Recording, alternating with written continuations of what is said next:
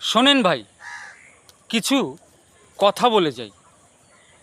এই পৃথিবীতে যত মানুষ আছে, যদি ভালো বলতে হয় কাউকে, তো আমি সর্বপ্রথম বলবো তাকে। তিনি হলেন হজরত মুহাম্মদ সাল্লাল্লাহু আলাইহি ওয়াসাল্লাম। তারপরের ধাপ, তারা হলো জন্মদাতা মা ও বাবা। এই জগৎ সংসারে সম্মানীয় বর্গ আরও অনেকে আছে। মনে রাখবেন, শুধু রক্তের বাঁধন থাকলেই প্রিয়জন হওয়া যায় না।